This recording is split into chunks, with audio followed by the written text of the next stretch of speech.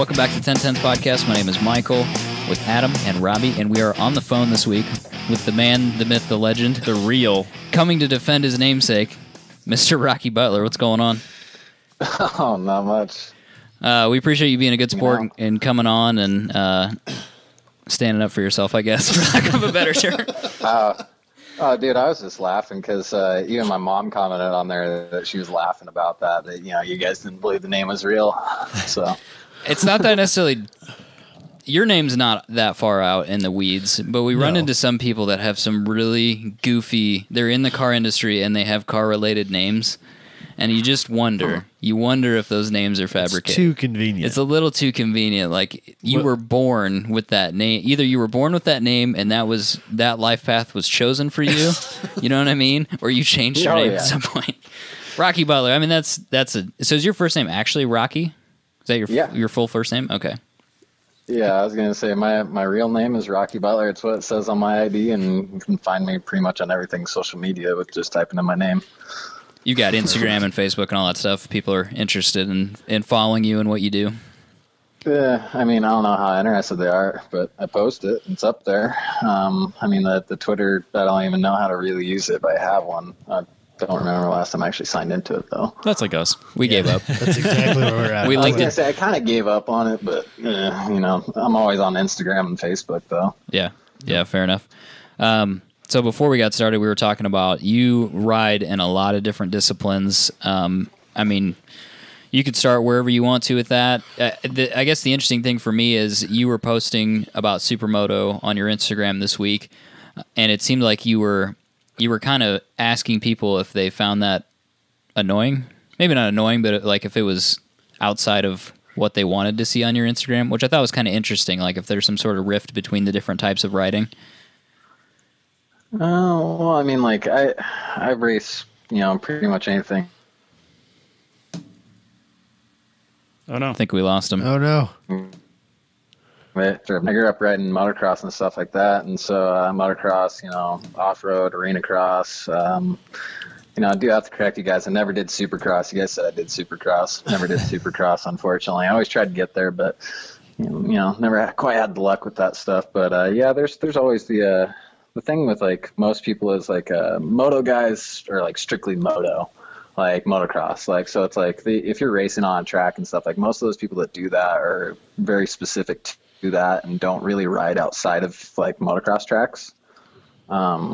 It's a tight knit group and it's usually a fun time to be around that. But, like you like to go do other things like off-road and whatnot like that. Like in Supermoto is kind of like the kind of like foreign thing because like it was popular back in like I want to say 2008 because they had some really big names racing it and like X Games like Chad Reed, Travis Pastrana, Jeremy McGrath, Jeff Ward, and I believe Mickey Diamond as well. Like I mean some big names were racing that, and I think Nicky Hayden as well too. But that kind of stuff is like since that sport is kind of like disappeared from the spotlight, and you don't really, especially like here in Idaho where I'm at, like dude, there's not a single supermoto track here, like at all. So like there's nowhere for us to practice at. So like it's kind of foreign here, but like California, like and down south where it's always warm, they have like a whole lifestyle of that, like that whole culture down there for that stuff. So my question was for Supermoto. I mean, I don't want to assume what people know that listen to this show because it's mainly car related, but it's a mixed surface, right? So you've got jumps, you've got a portion of it's concrete. What's kind of the basics of that? I mean, the Supermoto stuff is it's really interesting because Supermoto you take different size rims and you put on slicks and do and you set up the bike differently to you're gonna have to throw on like triple clamps to adjust the rake of the fork and oversized front brakes and rotors, all that, so you can slow down. But the really interesting thing about Supermoto to me, being a motocross kid and all that, is that I've never in my life seen tire blankets on a motorcycle. I mean, to me, that was the most foreign thing I've ever seen. But I mean, it was really cool to check it out and see what it was, and actually see what they do, and start to learn it and understand it. Because Robbie mentioned, Sturgis was my first time on a supermoto bike ever. I mean, I was a borrowed bike. I hopped on borrowed bike. The dude that I borrowed the bike from got like first or second. His name's Sean Butterman. Absolute bad dude on a bike.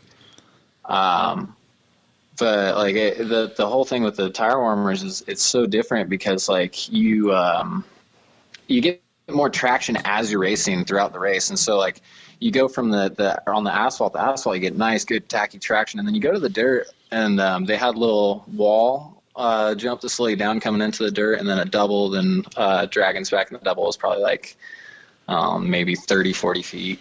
Nothing too huge, but it's the tricky part is when you land onto that dirt with the slick, since you don't have knobs to really bite into it, and like the tire's more rounded off, like it's kind of hard to land and get the bike to stay dead on. But I mean, just pinch like hell with your knees and lean back, and you're usually golden.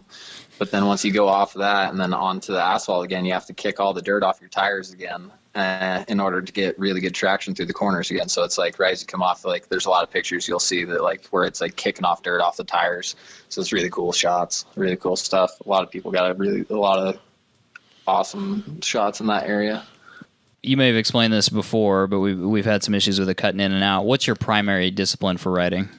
Like I said, I grew up racing motocross and did some arena cross, and I mean now I do everything. I'm the jack of all things, two wheels, master of none. I'll go out and do motocross, arena cross, off road, anything from desert to mountain to hard enduro racing to enduro cross, which that's next one I'm doing here on November 3rd here in Nampa, Idaho, right next to Boise. I'm doing that. That's my next race. Then I'll do flat track, ice riding, supermoto, whatever is fun on two wheels, I'll do it. And how'd you get started in this whole thing of riding motorcycles? Well, I mean, for how I got started, this long story. I mean, that starts with my family. The family, it started with, I believe my mom got my dad into riding, and then my dad got both my brother and myself into it, and we traveled around racing around most of the country, throughout most of my childhood until I was about like 16, 17, and that's about when parents got divorced and I had to start racing on my own and start doing my own thing. So do you have I started running into all different kinds of people and figuring out that there was more to racing than just racing on the same tracks every weekend. Yeah, absolutely. Do you have a team then that goes with you? Honestly, at the moment, no. It's just me. I'm just solo at the moment. I have a lot of help from sponsors and whatnot, and people around me at certain events. Yeah, I mean, like the AMA Supermoto guys, like, at Supermoto stuff, like those guys are an awesome crew to be around. I got that crew, but I mean, it's not like I have like an actual like crew that goes with me to these races. Most of these I do by myself. But you guys kind of support each other, which is cool. I mean, that speaks to the culture of the sport. Oh, yeah. I mean, dude, you want to meet some of the nicest people you ever met, go and race some off-road racing on a motorcycle. In all honesty, those are hands down some of the friendliest people that are down to help you out right away. Because, I mean, the ultimate end goal for, like, off-road racing, since it's a long distance, is surviving the race. And so it's just all about fun and surviving it and seeing how fast you can do it. So talking to you and having his experience at Sturgis, you've ruined Robbie's life. And so he's decided that maybe he's going to give up car racing. I don't know if I'll give it up. Ruin the podcast, I think, was part of what he said. It was coming eventually. Screw the podcast. Screw these race cars. We had a good run. We had a really good run. And then he's going to buy a motorcycle. So I guess my question for you would be, how would Robbie go about taking that path? Well, I mean, what's the question is what's your budget to start, and what are you going after? What do you want to have fun doing? What's a blue 240 worth with a Camaro motor in it? 240 prices are high now. 240 prices are high. It's not rusty. It's not. I mean, it's fairly well maintained. I think he could get like at least $5,000 out of it. Jeez. Okay. He's got a trailer. He could sell the trailer. Yeah, he could downsize the trailer. Let's give him a generous, very generous, by the way. Okay. It's not realistic, but let's give it to him $10,000. Okay. Yeah, absolutely. What the Fuck. Well, I mean, if you got 10 grand and to blow, I mean, then yeah, go out and get a new bike. Why not? I mean, support your local shop. But I mean, realistically, to start out, what the ideal setup to start out like racing, like say motocross, would be like grab. If you're, I mean, how tall are you and how much do you weigh? I'm like 5'11", 160. Okay, well, I don't know. I'd probably go honestly either a 250 stroke or a 125 two-stroke, just because like if those are more budget friendly, like Right. they're more economical, like they're you can save a lot of money riding two-strokes, and they're just fun to just make them just scream. Like if you can just do it right, you can just rail the piss out of them, just make them sing all the way around the track. It's such a good sound. Right. But It sounds so cool. But realistically, like EFI four-stroke, I mean, dude, any of these newer EFI four-strokes are, dude. I mean, like personally, I run a Honda 450 2017 right now. Looking at that 2019 Works Edition, though, that thing's catching my eye. I kind of want to go get that. But I mean, any of those new 19 bikes are all really competitive and all really good. I mean, you can hop on that thing and adjust a couple clickers, set your sag, go race some motocross or off-road. Just depends on what you want to do. So you can buy a bike off of a showroom and take it out and ride it, and it's competitive? Pretty much, yeah. I mean, most of these bikes are now. I mean, you get yourself a new EFI four-stroke, or I mean, hell, even get a KTM two-stroke or something like that, and dude, those things all competitive now. So Robbie, so you talked about two-stroke, but what class realistically do you think that he would do well in? Do you think he'd start in 125? I mean, let's see. How much does he weigh again? 160. So you're about like my build, right? Like Roughly. I think you're probably a little taller than me. We had boots on. Okay, well, I was also wearing moto boots when Yeah. you saw me, so I might have been a little bit taller on that. But I mean, I'm 6'1", weigh like $150, and I ride a 450. But that's just me because I've been riding for 22 years. So I mean, that's my background on that. But like for you, I would say you could start off really, like, if you want to learn how to ride a bike like properly, like race like motocross and stuff like that, and like do it properly, then I'd go with the two-stroke all day, just so it's cheap learner bike. You can pick one up pretty cheap off of Craigslist too. Oh yeah. And Not that I would those look. things they're sweet. I mean, doesn't take too much money to keep those things running. Yeah. See, I had a Yamaha TT 125 when I was really young, four strokes. So, I mean, Oh yeah, the old TTR. Those things are fun pit bikes, man. yeah, they're great. But I never got into the two-stroke, and I never got serious about it. So, Well, I mean, in all honesty, like if you want to just like overall have fun, like if you're a person that likes to go like me, like that likes to go from like here to clear up to the top of the mountain and stuff like that, and go up in elevation and stuff like that, EFI four-stroke would definitely be the way to go, because I mean that way you're not messing with jetting. So I think that, yeah, so I didn't realize they have EFI on bikes now. Or like, yeah, dude, when that's those key. first EFI four-strokes came out, those were a huge difference. I mean, I was riding, I test rode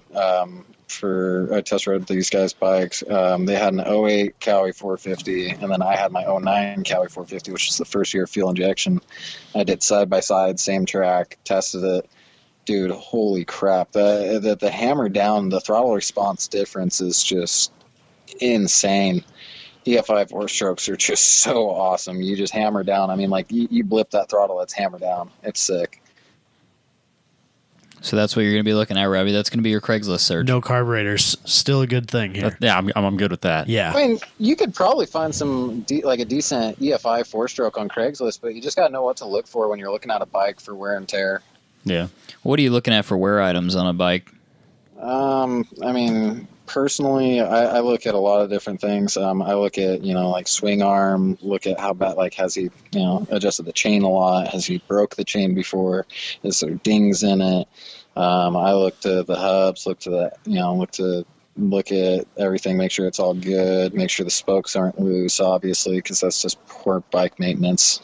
And then, I check all around the motor mainly, and the frame. The frame is really important. You got to make sure the frame is still like legit. Like if it's in my opinion, if somebody powder coats something, they're typically hiding something or an imperfection or something like that. And I don't like to do that because that messes with the bike, in my opinion. But look around like engine cases, see if they're like really scratched up, beat up. Look at the top of the motor, make sure it's not filthy, nasty, leaking oil around the gasket area, stuff like the cam gasket, stuff like that, you know. Do you have to tear those motors down very often? I mean, in all honesty, that just comes down to how hard you ride a bike. I mean, personally, like myself, I ride bikes pretty hard when I race motocross. So I tend to break stuff. And like when I was running a EFI 250F, I had to at least replace the piston every probably 35 hours on the bike. But I changed the oil like every ride, oil filter every other ride. Obviously go through the air filter every ride and stuff like that. Like I'm kind of OCD about my bike maintenance for the most part. It's not a bad thing. Robbie's kind of the same way about his car maintenance, so I assume that would spill over. That fits me really well. Yeah. Oh, that's good. I mean, that then you have good habits. Just make sure you stay in those good habits, you know. I suppose on a bike, it's not the end of the world, you know, as far as having to do maintenance. That's not 8 quarts of oil. Yeah, an oil change is a lot more reasonable. It's like one bottle of oil. Yeah. The scale's a like little better. 1.5, you know, but I mean, not even that. Yeah, it'd be if anything, it's cheaper. Long term, long term, it's definitely way cheaper. I do it every time I go out. It's still cheaper. You're gonna look at some wear items like, you know, your tires and your chains and sprockets and whatnot. But I mean, and if you wreck a lot, you're gonna go through bars and grips and levers. Yeah. What's a set of tires cost? Like, what's that gonna run me? Oh shoot! I haven't had to look up the cost of a tire in a long time. Good for you. That's good. That's a pretty or the opposite. I just usually just say, hey, you know, I tell the guys at Moto One here in Boise, Idaho, I just say, hey guys, I just need a back tire. And I go in there and I just run my card. I mean, I don't ever really look at the price. But I think mean, that probably means like that they're a lot more reasonable. $80. Oh like, my for a God. front, and then like probably like I don't know. I mean, I know for a fact that like Supermoto tires are way more expensive. I found that one out. Look, I've been looking into this whole Supermoto build since Sturgis. I believe that. Those are probably a little bit closer to like sport bikes or super bikes, aren't they? I mean, kind of, but not really. I mean, like, so like the Supermoto build, like what I've looked at and what I've looked into, what I could do, I could convert my bike right now that I have for probably $3,000 or less. Okay. But that's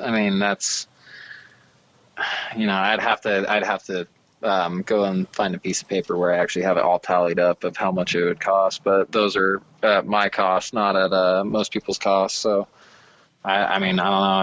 It's not too hard to build a Supermoto bike. It's just the hard part would be figuring out the suspension and how to set up your suspension from there. Because suspension on a bike is really important. I mean, it's not like your car suspension where it's just going to hit, you know, like a couple bumps on the road or, you know, get a little sideways, get a little loose and have to weight it. It's you're going over jumps, you're hitting bumps. That thing could buck you off and flip you over pretty quick and easy if you don't have it set up right. Yeah, that was one thing I noticed. The difference is like between some of the guys that are real fast and like people that look like they've been doing this a long time versus some people that looked like they were relatively new. Like you and a few other guys, you know, looked like everything was dialed. There's a few other guys that would take the jump and just bottom out, or you know, looked like get super squirrely and had no confidence going into the next jump. So I mean, it was just you could just tell how important that was. Yeah, I mean, most of those guys on Supermoto suspension, they run like a little bit lower suspension, stiffer. And like the bike that I was on, I believe was just motocross suspension on it. So it was something I was actually familiar with. I mean, motocross suspension is pretty easy to get dialed in. So makes sense. So I guess when you look at your career and where it's going and where you want it to go, ultimately, where do you want to end up? I mean, ultimately where I want to end up is just, I don't know, riding around, having fun on two wheels and doing what I can, you know. I mean, it's I would like to go after a full season of AMA Supermoto and actually go for it as a racer, since I've been the announcer for the series. But I mean, you know, that's I'll have to talk with those guys and see what's up and see if I can actually make something like that happen. And plus, I would probably definitely need a couple of sponsors to help out on that, because that's going to be a little harder to do that one. I'm going to probably actually need a group with me to help with the tire blankets and stuff, because them tire blankets are a little tricky to put on. Yeah. Yeah, that's fair. Especially when the rotor is like burning hot and you keep smacking your hand on it. So how did you get hooked up to be the announcer for that series? Actually, this is kind of funny story. I was sitting around here in Boise, and they had the first round here in Boise, Idaho, down at the fairgrounds. It was a pop-up track that they built. Really cool track and stuff like that. And I had heard a little bit about it, but wasn't 100% sure about it. And then buddy of mine, Josh Mott, gave me a call, and he was like, "Hey man, I'm working with the event promoter, and and he doesn't have an announcer yet. You want to come down and announce the race, since you kind of know what you're talking about a little bit?" Like, yeah, sure. I was like, "Give me $20 and a cheeseburger, I'll be down there." Like, made the joke, like, "Yeah, sure. I got nothing better to do. Like, I'll go down there." Went down there, and I actually made a deal with the event promoter, Ron Dillon, and then went down there and I announced for they had a flat track event the night before, and then they had the Supermoto stuff. And I sat there and announced for AMA Supermoto right there with the head of AMA Supermoto, and kept looking at lap times and announcing it and stuff. And he liked it, and so he hit me up. He's like, "Dude, let's get you to come to these races." And so I started going with him to the races and checking it out. And I mean, huge shout out to DRT Racing. Those guys are, that whole group, that and AMA Supermoto and Alex Mock, those guys are awesome people. Steve Alkire, all those guys. Do you have any advice for anybody that wants to get into that? Not that that's a biased question by any means. Supermoto? Well, not necessarily into Supermoto, but for somebody who would want to do event announcing, because it does take a certain level of knowledge of the sport and the people participating in it.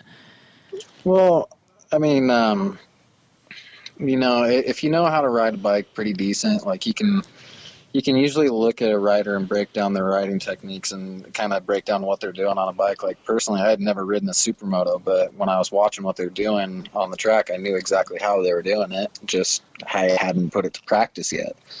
So I got to see all that. But I mean, event announcing, I mean, honestly, just gotta be pumped up. Keep especially when you got like crowd or something, you gotta try to keep everybody into it, and just keep going with the announcing and focus on the battles on the track and just have fun with it. I mean, as long as you don't cuss, I mean, generally you're pretty good. Well, that was one thing I noticed with you too. Like you were like trying to get the crowd into it. You were doing a really good job of like making it exciting. Because like I talked about it on that episode we talked about, I was like, he goes, "Yeah, and they were coming around the corner, and so and so and so and so," and you were just almost like with horse racing, like they get all excited about that. Right. It was kind of like that with you. Well, I mean, for me, I'm excited about it because I love racing on two wheels. Anything on two wheels is good. I mean, it's good fun. You just got to get out there and try it and experience it for yourself to see how fun it really is. I mean, if you're not doing it, you're missing out, And so, for me, it's really easy to get excited about because I know what it's like to be out there battling with those guys, and those guys are really going hard at it in Supermoto. I mean, especially the guys that were in the Open Pro class that I raced. I mean, those guys were absolutely on another level. The top three guys, like those guys were railing. I wish I could have just watched that race instead of going out there and getting smoked by those guys. But it was more fun to go out and get smoked by them, you know what I mean? But it was, man, it would have been cool to watch because those guys were having a good battle. I got to watch part of it as I was like a lap down, but that's about it. Yeah, it was exciting to watch for sure. Even someone that's really kind of on the outside, I like dirt bikes and Supermoto and stuff like that, but I couldn't tell you what's good. I just like, he's fast. But yeah, it was super exciting to watch. Yeah, I mean, well, and that's where Supermoto is really unique. I mean, it's designed to bring all different styles of racing into one discipline. I mean, you got mainly the road and the dirt. I mean, but it brings out so many different styles of racing. Like I've seen guys come over from Europe. I've seen this guy Simon from Denmark. He's absolutely phenomenal. He was here at the first round in Boise, and him versus Gage McAllister. I mean, Gage McAllister unfortunately was over in Australia for the Sturgis race, but dude, when those guys went at it, I mean, those guys were honestly wheel to wheel, bar to bar, absolutely insane. And you could see the difference in the style between the two riders, because Simon, being a European rider, is more used to the asphalt and riding on asphalt, and so his style was more road racing like. Then you got Gage, who was more of a motocross kind of BMX style. Like, he could throw that bike around, and it was just awesome to watch. I used to like semi-actively follow MotoGP even as a car guy, because watching it, like they pass each other a lot more often than cars are able to do, and the riders, like, you can see what they're doing a lot more. It's more interesting to watch for sure, even as a car guy. It's one of the things that I've liked about it. You gotta understand, like, especially like with like MotoGP stuff, like, dude, those guys are going like 140, like, with like, no roll. they're just going for it. You know what I mean? Like, I've heard the saying, with age comes a cage. So I'll look into the cars once they get a little bit too old to ride. But I'm gonna keep riding on two wheels until I can't ride no more. That's kind of funny. I like that. With age comes a cage. Yeah, I think you see people transition into razors sometimes. Well, and or like, look at like Travis Pastrana, Brian Deegan, those guys. Jeremy McGrath. They're doing rally all now. those guys. I mean, those guys got old, and I mean, not old, but I mean, they're getting older. Right. And, you know, they've beaten themselves up throughout a career of, you know, doing all kinds of fun stuff on two wheels. And now it's time to kind of focus on preserving yourself. And that's when they're kids getting and a into cages family and stuff. But I mean, you know, when you have hundreds of thousands or millions to blow to invest in your own racing program, like some of those guys did, because they had earned it throughout their career of racing and whatnot, like, you know, then that's awesome. But like guys like me, they're just privateers, like, I'll probably get like a little outlaw cart or something and hope that it runs good. Those are still pretty cool too. Yeah, those are cool. Would you ever consider doing rally if you had the opportunity? Oh yeah, I mean, dude, honestly, I'm the type of person that I'll do anything if I got the opportunity to prove that I can do it just as good, if not better, than some people. It's just, I'm a competitive person. You say I can't do it, I'll try to prove you wrong. Most things. What's that like? Yeah. Well, that's cool. Robbie, did you have some more questions? Do you have your fill? Do you have enough information to go on Craigslist later? Oh yeah, I definitely have information there. And the funny thing is, I drove here from home this morning to work. Yep. Someone a mile north of me just built a track in their yard. Oh, we were just talking about you building a track in your yard. I don't even have to. There's one a mile north of me. There you go. You just got to make friends. It's huge. We know how good you are at that. They pay a little fee. I just have to stop there and be like, hey. It's a lot smaller than neighbor. Track day fees. Just find a local track, and I'm sure that most local tracks have a little practice fee, and then go out there and practice on local track. Yeah, I'm sure I'd be surprised at how close there's got to be a track. I mean, I can't think of one off the top of my head, but I can't imagine that that's not a thing. No, it's got to be popular, like way more popular than I realized. Right. Oh, but I was going to ask you, like how Sturgis had the gates or the barricades all the way around, seems super unsafe or completely safety third, in my opinion. Is that pretty standard, or is Sturgis kind of special that way? I mean, that's a pop-up track. I mean, dude, right. That's literally, they shut down two blocks of downtown Sturgis. I mean, yep, that's a pretty unique event. And I mean, that in itself, like the safety, like, yeah, you guys, it might not have looked like much for a safety barrier, but it was actually a really great safety barrier. Okay. I mean, shoot, you can even look at a video where I got hit by a piece of it, but because somebody went into it and he didn't go into anybody else because his bike went into that and stopped. Wow. So, I mean, like, that's how those things are kind of designed, and that's, you know, what most of that is. But I mean, everywhere else, most of the time, safety is number one concern. So, I mean, those guys are generally pretty on top of it. So, I think we're just used to like magnitudes of 10 more weight. Yeah, for the cars, it's... And so that doesn't seem like it should be enough. I think that's the big difference for us. Yeah, for sure. Well, I mean, yeah, you got to understand, it's a, 250-pound motorcycle versus a 2,000 pound 2,500, 3,000 pound car, yeah. Yeah, I mean... And the speeds are much higher in cars, generally speaking. I mean, on track. Depends where you are. You're in a cage, you're going to be a little bit more fearless. Right. So... Yep, definitely. Well, I think we've pushed the luck of my internet connection enough. Hopefully the people that are listening at home, there's enough editing done where they don't notice some of the dropouts. But Rocky, appreciate you being a good sport and coming on and talking to us a little bit. Yeah, we really appreciate it. Yeah, thanks, man. Thanks for having me on, and look forward to talking to you guys soon. Yep, we'll chat with you later. Have a good night. All right, you too, man. Yeah, bye.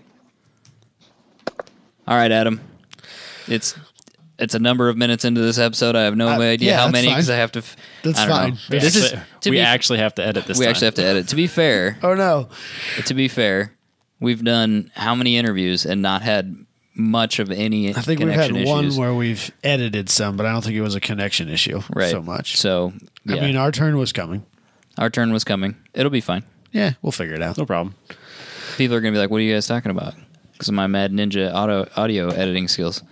I'm just mostly interested to see how Robbie handles It's it. a lot of cutting, and splitting, and There's gonna be us like I'll be facing one way and then like suddenly facing the other. And you shouldn't be able to. I should be able to. Now it'll be fine. Whatever. Just put a logo. Move the logo over the top of where we're sitting, or like slide the logo up so it covers us, and then slide the logo back down. It's the worst transition ever. Yeah, whatever. So yeah, we've not had this problem before, but No, you'll be all right. that's We what shall we tried something persevere. new, and it wasn't perfect. So yeah, we tried a different connection means other than Skype. maybe we'll have to do another follow up on Supermoto and Rocky and see how next year's coming along. Yeah, I'm good with that. There you go. Try it again. I'm sure he'd be good with that too. All right, Adam. Let's part way through this episode. Yep. Let's open it up. Let's open it up. Sent by Factory Fabrication. All right. So this week, I saw Bring a Trailer had an El Camino for sale. Pretty Is that a standard. 64 or 5? 5. 65. Pretty run of the mill. Small block. 700 R4.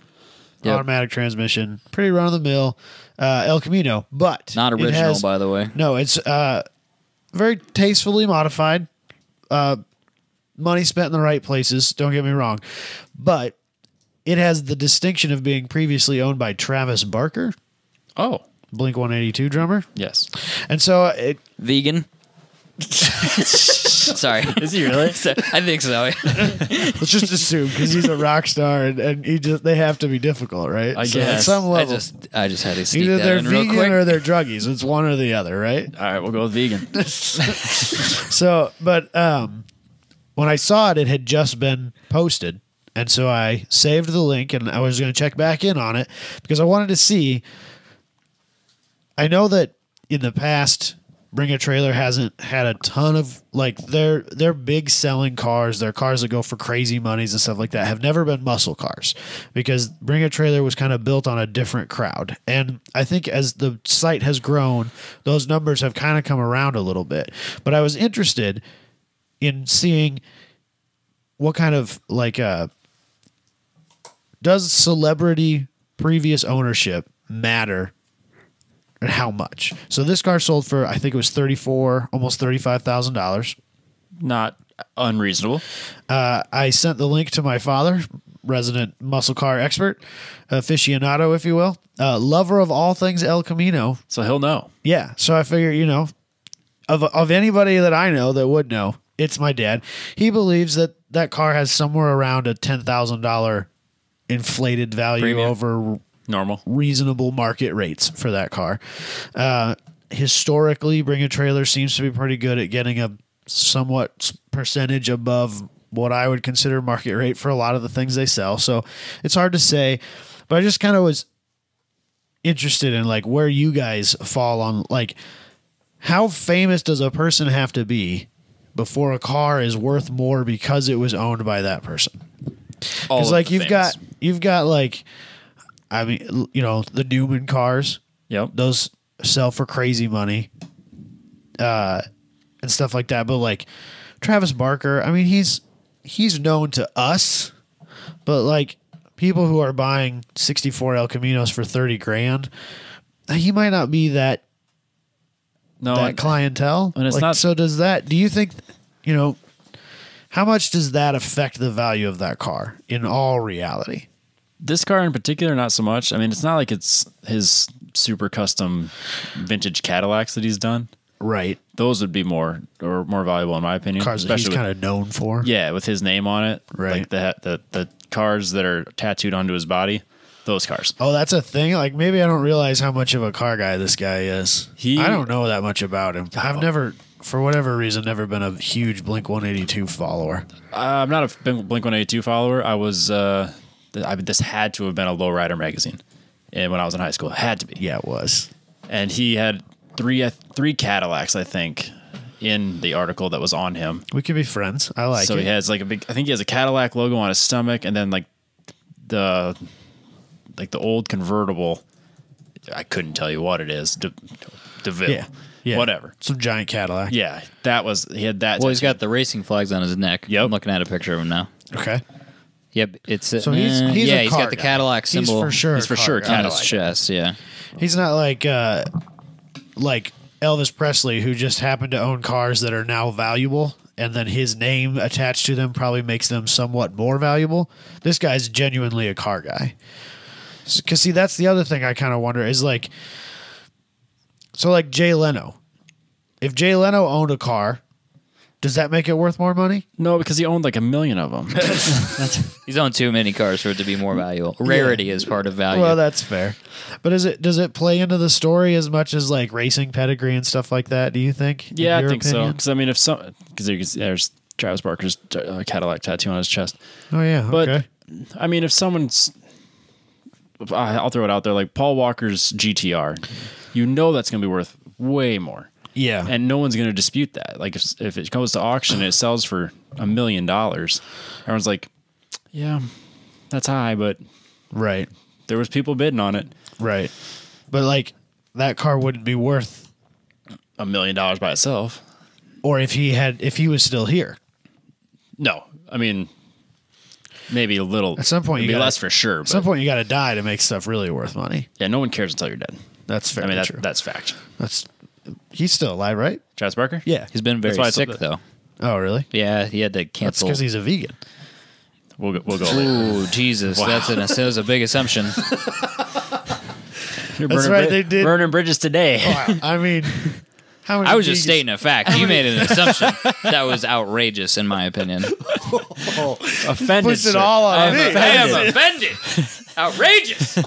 Anyway, How dare you speak? but I don't think of he's these- on. I don't think eating he's his on his lettuce-wrapped deathbed. I cheeseburger. think he's just No. been very sick. Yeah. They have at least canceled a recently. lot of dates now. They that you say have, that, and I think they haven't canceled some more dates again at the beginning of we this may month. even known a few people that had tickets for some of them. I think. believe. Yep. So, I think 'cause so. I feel like I've seen the outrage on social media. People are not So- necessarily happy, but Tom Oh. DeLonge seems like he's doing great. So Is he a vegan? I don't think so. Well, I mean, but the aliens are probably propping him up. Well, What the conspiracy CIA. theory? What conspiracy theory are we going down now? Tom DeLonge? Are you kidding me? He's like Dude. the conspiracy Do theorist. you have? You like to listen to stuff at work, right? Sometimes. Joe Rogan, Tom DeLonge. Oh, we've talked about Yes, that. we have. I've never actually listened to it. He's the if you knew what I knew, but I can't tell you guy. No, I'm not doing That's that. the shit. I'm not listening. Oh, to it that. makes me I can't so do it. mad. I can't do it. It's worth it. It's worth And it. then listen It's to just Alex gonna Jones. It's just gonna frustrate me. I know, but it's worth it. No, you dude. just got to laugh. Yeah, you just got to laugh It's it a off. comedy Absolutely. program. Joe's No, a comedian. It's gonna get in my head, and I'm just gonna. Well, he doesn't say. He doesn't say anything. I'll so think you about can't- it you don't- later. Like you literally you come out of the other end of the 3-hour show knowing absolutely nothing more than you did when you went into it. Other than people are just pissing away millions of dollars to Tom DeLonge, and they have no idea what he's doing with it. Yeah, I mean, absolutely. he's- I'm gonna walk away going, wait, he believes this. He said this. not only that, It's but he gonna gets bother people me. to follow him. Yes. and give him More millions people of believe dollars. this? Yes, it's gonna bother me. He's 2 steps short of some sort of cult leading insane person. He's financial. He's getting money. He's getting a lot of money. He's getting so much money that he's hired some crazy doctors to help him with his research. Oh boy, Yeah. Heavy air quotes I see that. for those that couldn't feel that.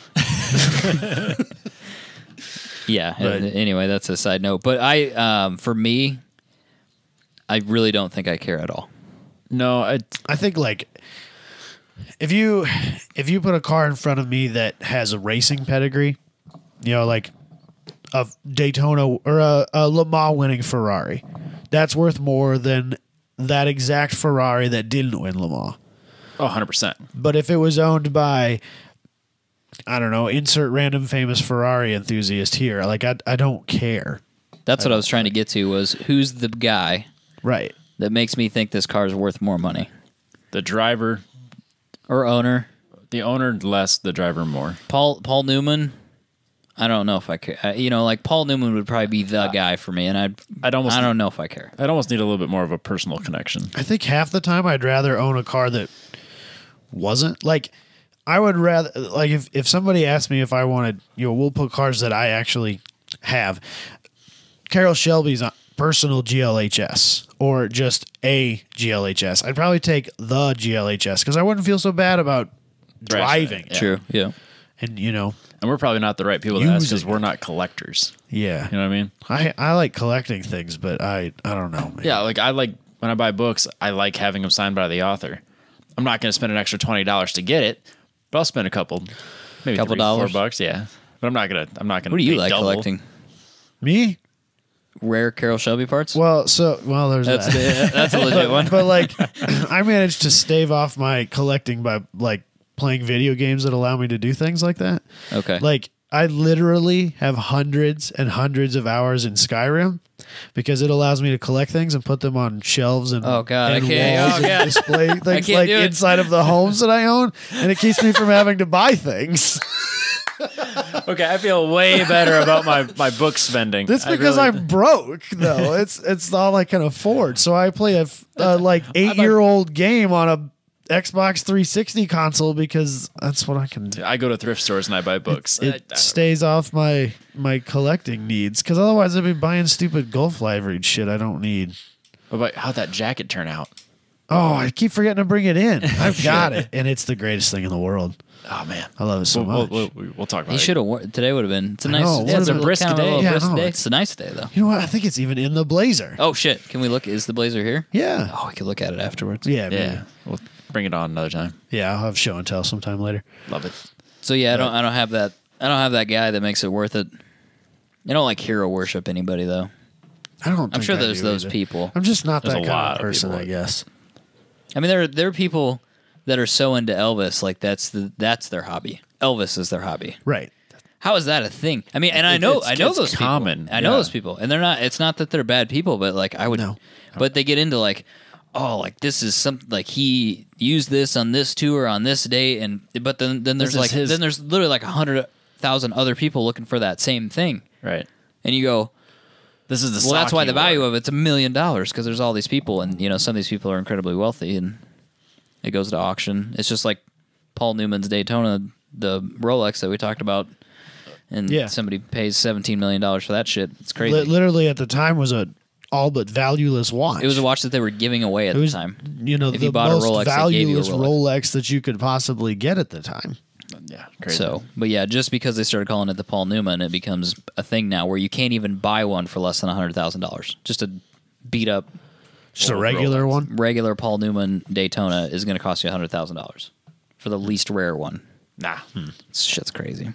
But so I don't know. Star power means something. I mean, if Kim Kardashian's Mercedes came up for sale, I'd probably sell it to like set it on fire on YouTube. I mean, I feel like that would pay for part of my Well, it's like expense of it. Like at Volo too. They had some really goofy, like Britney Spears' Mercedes that she hit people in. See, okay, maybe because it has a story behind it. But if it's just still, like her it's- run of the mill car, like that shouldn't make it because she's not associated with that car. It should not make that car any more valuable than a normal one of that same model. But I bet with Britney Spears, she's so popular that There's there's fanatics. the people that have that. Who knows where these people are that have this money? But they're the same people, not the same people, but they're similar people to the people that are spending $100,000 on regular old BMWs for no reason. That we've talked about a couple times. on Bring a Trailer, there's people no out less. there in the world that have way too much fucking money, and we don't know how they got it because they're crazy. Right, because they've managed to amass that money. They've made enough good decisions to gain it, Right. but then made a terrible decision to piss it all down the drain. And there's like 40 of them that like Britney Spears to the point where they would buy her Mercedes, and See, money is no like, option. I feel like at least half of those are like weird about it. Like they smell the seats because Britney sat in them. Weird. I saw that Marilyn You know what I Monroe's mean? Yeah, I do. Marilyn Monroe's Ford Thunderbird. Yes, That was I for think sale. that's correct. That was posted on one of these sites for sale. And I could that's all I see could think that. of is someone's gonna buy that and just like creep in it.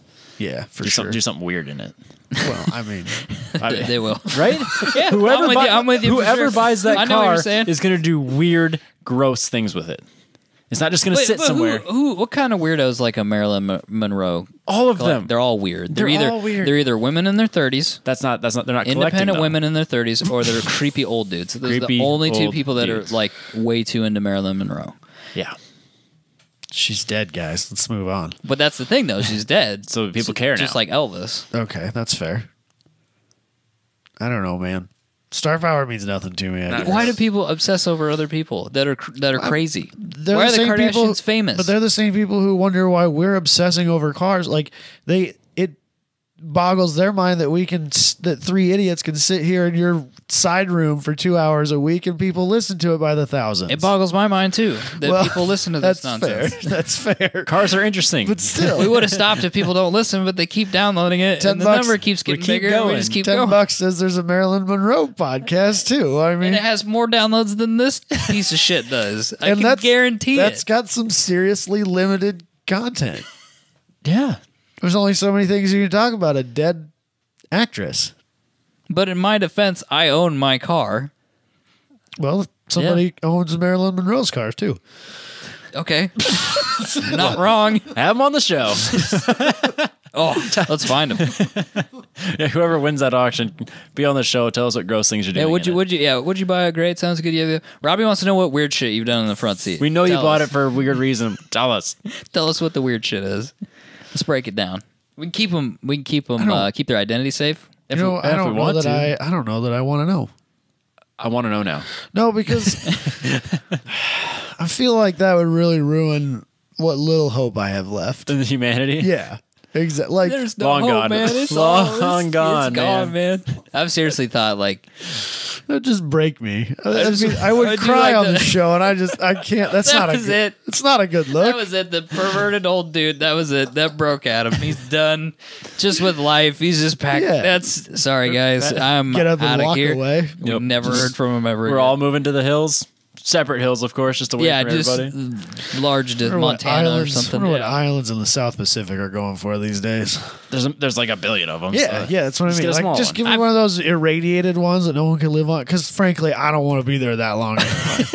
You know, just let me die from radiation sickness in my own terribly Private island. painful way. Isn't Hawaii like a leper colony still? You go there. You won't last long there. What? It's a leper colony? Yeah, it's weird. That's how part of it started. I don't think that's true. Yeah, it is.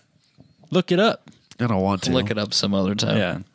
It's bigger now. There's more land because of all the Yeah, it volcanoes. keeps getting bigger. You could find a spot out there. I know we have at least one Hawaiian who listens to this show. Do we? So yeah, so he's gonna be reaching out to you, Robbie. Yeah, direct that shit at Robbie. I've taken enough shit recently. It's Robbie's turn. I'm not wrong. Okay. Anyways, I think that's this it. rant was brought to you by Factor Factor Fabrication. Fabrication. This is Booney's fault, if anything. There's a wonderful picture of you guys hugging. I feel like Booney would buy a Travis Barker El Camino. Do you think you'd have that type of he's pretty practical though. Well, I mean, he might not buy a $30,000 one, but like if the opportunity came his way, and I feel like he would. He's like buy the it. most impractical practical man. You know what I mean? Like Yeah. he's the guy that buys the cheap He has a- E12 Jaguar. Like that. But it's a long wheelbase, so it fits his family lifestyle. You know, he's getting a little bit more practical though because he wants a 3 Series. is that more practical? Then a V12 Jaguar? I think so. As far as we know, it's been nothing but good to him. Now it's probably going to break down. Yeah, thanks a lot, Adam. Direct that hate at Adam. That's fine. I'll take it. He doesn't direct any other hate towards me. He just tells everybody else about it. So whatever. This is a wonderful moment of you embracing Booney here. I got my glass. I was happy. Were you targeted at such events? Yeah, I got hugged like a bunch of times. Well, the joke's on all of you. I had a shitty week and I needed some hugs. So there. See, I knew this was Bringing going to people happen. together. I was trying to brighten your life. You can thank me later, asshole. Nope, I saw it coming. Knew I was going to have a bad week. Said I didn't want him. Ha. Wanted him. Changing lives. If you're having a shitty week, let us know where you're going to be, and we'll tell people to hug you. Yeah, absolutely. Yep, I got hugs from Booney. I got hugs from Randy. Randy gave you some hugs. Oh, well, there it is. There's one with Randy. Whose RV are you in? Jay's. No, not Jay. What's his name? Dang it. I'm terrible with names. I Way know, to go. me too. Now you put him Yeah. on the spot. He feels like a dick. Sorry, I do. I didn't probably mean listens to. too. Of course he does. He stole part of his couch. Obviously, just hanging out in there like a mooch. It was the nicest RV I've ever been in. It's marble floors, man. For real. Jesus Christ. His parents have like the greatest RV ever. That'd be sweet. It's nicer than most What people's car houses. was? What car does he have? Yeah, that we might be able to We identify could narrow him it on down. car. You don't even know what fucking car he has. What kind of car guy are you, Robbie? It's one of the BMWs, okay? Oh, well, There's that's only not like a helpful billion at of them all. there. That's fair. That's fair. you're It's right. not fair. You know what? You're right. I apologize. These BMW people are pretty friendly, though. Yeah. To be fair, No, that's who I hung out with all the Booney, time. Randy, I this wonder person. If, I wonder if like that's a What the hell is his that's a name? conspiracy. Like the BMW people have created this cloud of snobbery around themselves to keep Keep us out. unwanted people away. I'm just, But like- actually, they're like super chill dudes. I'm thinking it's like German cars. He said, crossing his fingers. What? It's German car people. Because you're It's going to a buy a German- Porsche, right? it's a Yeah, I'm with German you now. car I people. forgot you were buying Porsches.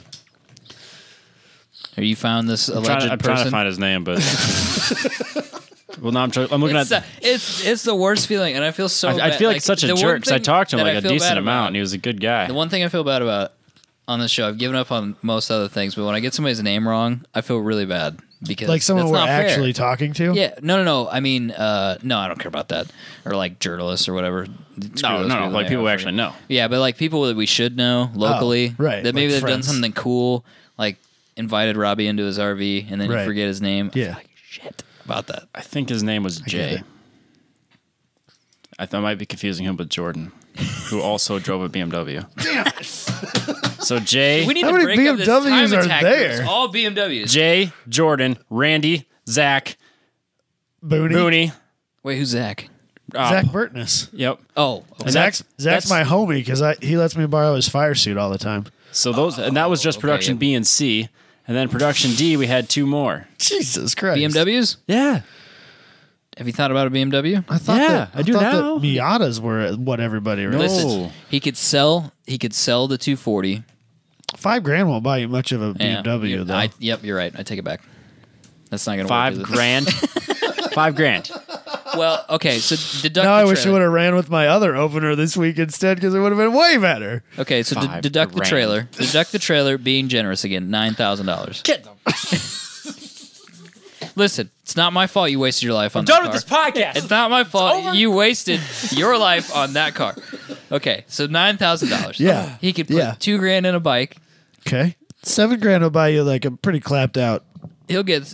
You could get an okay BMW. I'm for I would hope $7,000. so. Like a There, that problem like an solved. E36 or even probably I bet you could get an all right E46 for that kind of money. Or even maybe Right? like a good E36. I bet you could get a good E36 for $7,000. Or like a bad E36 Yeah, see how sad 3. you guys are A just bad one for sure. lying to Yeah. me, but like, see how nice the BMW guys. Look how happy I am. See how happy I am. You're smiling right now. Yeah, hanging out with the BMW guys. You guys, Shit they didn't changes, make fun dude. of. They didn't make fun of the 240. They didn't tell me how shitty it was and how it wasn't We're worth not- any we're money. not telling I you. didn't say it was shit. I just said you Hey, made a bad financial that's decision. more than I think my car's worth. So I mean, Same car, same value. Listen, shit changes. You can buy a BMW. I can buy a Porsche, and then that'll be The new podcast. This podcast, Yeah. and the people won't listen to it anymore. I'll buy a TT again. It'll be great. Ooh, it'll be we the- can just talk about how broken our cars are all the time. It'll be great. I'm fine with that. But Michael, I took a picture and I was really proud of it. Ooh, let's see it. Look at the timing and Look at the light. sunlight. Oh, There's man. like light coming across. It's all So backlit and artistic. stuff. Yeah, that was just with my phone. My favorite picture though is Yeah. him sitting on the trailer by himself. By himself. The booty's like a mile away from him, and he just having to snap the picture of him sitting on the trailer by himself. I can't even see you on the trailer. I am on the trailer. He's Where there. are you on the trailer? sitting. He's sitting in front of the shield. Oh, I see. I had pictured you in like a lawn chair, just like chilling No. on your trailer, like purposely on the Dude, he's trailer, like right? camouflaged. Like you can't even. Well, see when where he is. Booty posted it, I don't think anybody realized. Yeah, I'm in that. No, picture. I didn't. I looked even. I even zoomed in to look for It's it. funny because the car and the trailer kind of were off. Yeah, you're nowhere near where anybody else I'm is. away from everybody, but the funny thing is, I'm just hanging out there by myself. Like on purpose. yeah, Like he picked a spot where there was But nobody. so many people have hugged me. I need a minute. yeah, I did need a minute. I gotta get focused. I love it. Oh, so while we're on this topic, Yeah, we can tie this into the news too later There on. you But go. the Apex Pro, It was wonderful. It made me faster. Like, no joke, it made me faster. Here, I'll pull up a picture. you have proof of it too. You have visual proof that you Yes. you went faster with the Apex Pro. So when you did you use the track this time? Yeah, The actually. built-in track? Okay. Yeah, so it was slightly more accurate. I mean, we're talking like tenths. Yeah. But yeah, the Apex Pro was great. First session out, practice went fine. The first time session, I was just making mistakes. It was slower than normal, so it was like a 149, which is slower than I should have been, but still kind of was where I was at when the track was hot at the end of the sessions, the previous event. So I was like, third from the slowest or whatever. And then in the afternoon, everybody else got about roughly 2 seconds slower consistently, whereas I got 3 seconds faster and then was almost a full second faster than I've ever been on that track. Cool. So, but it was fun taking the corners, and I can glance down and see all green. So I'm taking it as fast as it thinks, or as fast as the algorithm's saying I can go. So then going to the next event, stays green. We're doing it. You got to push it harder. I'm improving. And then the next day, I cut more time off. So I was at 146.75, which is almost 2 full seconds faster than my best time that I had the previous time I was there. So progress. Perfect. Lots of Nothing progress. nothing to shake a stick at. So I got Good. third overall on Sunday in production D. And then in the second session, which I thought I totally screwed up because I went from first I went out and realized I didn't have any pads left, or like I had minimal pads left. So like going down the straight and I hit the brakes. I'm like, well, Oh, That shit. didn't bite Shit. very well. but then of course there's a white BMW in my mirror because he's on Hoosiers. So he's right on my bumper. So then I'm trying to like go around. I've got no brakes, I bro. have no brakes. You're way faster. Just go. So it took way too long to let him get around me because it was after the straight. So it's turn. Right. Go. Right. But yeah, then I'm fighting with my brakes, and then like I'm not convinced I'm out of brakes yet. Something's weird about it. So on the next lap, I'm focused on that 5th to 2nd, spinning tires into the grass. I'm like, all right, well, we're done here. Yikes. So then I went in and I had a lap time of a 149, which was the second best for anybody in that class. So I had one decent lap. That was how it always was for me with autocross. Like what I was convinced was my worst run of the day was always my fastest. Yeah, it's just weird. And then that track's super weird because practice, like when track's cold, no one's been on it yet at all, like 8 o'clock in the morning, fastest times by far. And then by the time noon rolls around, doesn't matter. Your times are slow. Like everybody's slow. That's how Marshalltown was too. Yeah. It was just Asphalt. Set in as the it morning. heats up. Yep. That's the way it is like at Grid Life. yeah. When they do yeah, time attack, they do it right off the bat. almost all of the records are set right off the bat or the very last session of the day if they get lucky. Yep. And then Sunday they did practice and then 2 time sessions again. So I skipped practice because I didn't want to wear through tires and brakes. Right. Which was a great call because I completely wore through brakes on my last session. Oof. So those are here today. Get those replaced before Grid Life because I'll be at Grid Life. Whoop. Yeah, boy. And Adam and I will not. We'll be there. We'll be making fun of it. We'll be on hopefully on a speaker making fun of him though, yeah. like publicly. For all the people. Public to hear. embarrassment. Because I figured when you were asking Rocky about what it's like to announce things, Yeah. we're We're getting the inside scoop from the pro. yeah. That's why I was asking. I wanted to know what you got to do to get people pumped up. Yeah. But yeah, I talked to Adam and I was like, it's going to be the last event for everybody at Grid Life. They've been on that track multiple times this year. They're going to be jostling for their last points for the season. How about I just do HPD and stay the hell out of everybody's way? I feel like that's a much It's a smart choice. more comfortable place. I've never been on that track. So you intermediate then? Yeah. Yeah. Intermediate HPD. I think that's it gives me a chance to learn that track The most and fair stay out of place. everybody's way. That's the most fair place for everybody else. Oh, yeah, for 100%. Yeah, absolutely. Yeah, so because even- you're not in it to win it. No, and yeah, I'm just learning the track. just want I'm track time. Exactly. Yeah. That was my goal this year, was to go as many HPD events as I could. So this is one more. So if I Right. could do time trials next year and get my license, and then we'll go from there. Well, SCCA license, you know what I mean? But we'll go from there. Sweet. So far, I'm meeting my goals. Dig it. Yep. I like it. We don't have to talk about my car. Did you Yes, have pictures? Do you have pictures of it? Of what? My car? You never sent me any pictures. Well, we'll come back to it later. How about that? Fine. Does that work? Sweet. My car's still broken in the garage. So October drift event, end of October.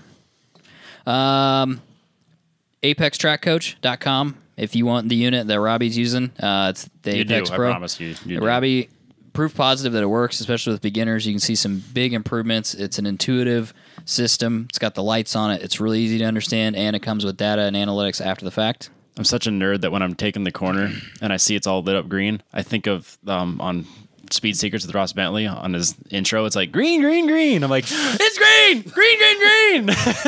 Ross Bentley says it's good. Go for it. Oh, Jesus.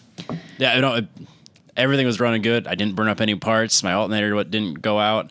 I was actually maxing out my speedometer as I was going down the straight, which is always a great feeling. Just burying that. You didn't lose any power steering fluid? Like a little bit on the first session, I think that just because it was a little overfilled, so it just kind of burp. burped it out. But other than that, That's no good. issues. Success. My coolant reservoir is a little overfilled, so that kind of burped out a little bit too. But Is it just water? Is it got coolant in it? it's coolant. I gotta get that looked at, don't I? Anyways, but yeah, that was about it. No issues. Just wear on the Sweet. brakes. Yeah, well, that's to be expected. That's good, right? That means you're driving it hard, Yeah. to be fair, though. Yep. A little bit of wear and tear is not a bad thing. ApexTrackCoach.com, 10/10 Apex spelled out, will get you half off the suction cup mount. You just apply that code at checkout. That'll get you the unit and the suction cup mount, less than $500, delivered to your door. It's pretty sick. It will help you. And they have great support. They do have great support, and there's a group. Also, if you're interested, you're not really sure if you should pull the trigger yet, check out the group. On Facebook. Yeah. Or message Apex anywhere. I mean, you can do it on Instagram, Facebook, wherever you want to do it. If you have questions, message them or you can message you. You can message me. You're a user of it. Yeah, I can help. And we can try to help or get some questions answered. Or at least point you in the right direction. Yeah. So we're happy to help you guys with that. But great feedback, great instruction, I guess, Yeah, absolutely. from that unit. So that's cool to hear that it helped you a lot. And proof positive in the numbers. All right, let's do the news then. You can get a bus ride on a live racetrack, and not like RPM. It's a Fuji. It's like race. Yeah. We're A WEC racing. race. Yeah. I The picture of it that Robbie has up is dumb. Yeah, they're out during the practice laps? Yeah. They're out during like practice and you know, And it's a motor coach. It's like a it's like a bus. Yeah, a real bus. Like a Greyhound bus. Right. And they're out there on the racetrack, mid corner, with LMP1 cars blitzing by it. And apparently these buses they don't go on the outside the whole way. They'll like take the apex and get in the way. Yep. They stay on one side of the track. So whether that's on the racing line or not, that's where they're at. I can't imagine anything that would make me more upset as a professional level racing team than this bullshit on my practice laps. Yeah, those are wasted laps. Yeah. 100%. Yeah. And it's what's shocking, it's wildly reasonably priced. How much is it? Really? Like $56 American. But it's a lottery, right? Yeah, you have to earn you have to win the right to be able to buy them, and they're like $50. Why wouldn't you charge like $250? I don't know. Because People would still pay that. I had to go to the website and then translate it to English and then go to another website to translate. Yeah, it was only like $56 American. I don't know that I would pay $56 American for that, to be completely honest with you. Because I If you're might feel like If you're like a diehard fan, Oh yeah, those if you're on weirdos. track and you're not like a guy that gets on track. You know how much? Oh, yeah. You know how much money they could charge for this if it was NASCAR? All Like the money. $1,000. Oh yeah. And they wouldn't even need to do a lottery. They just have everybody line up and just keep doing it until we run out of people. my thing is I just would feel like a dick. Because like I'm ruining practice for these people. They don't think like that though. I know, but that's how I would feel about it. Right. It's very Midwestern of me, I think, but You're so polite. It's very Canadian of you. I'm going to stick with Midwestern. It's awfully Canadian. Ooh, sorry about that. Didn't mean to ruin your race, eh? Yeah, I'm surprised that this is even a thing. Like I understand people want to get on track, and like even at the SCCA stuff, they'll do at lunch. They'll let people like parade lap it.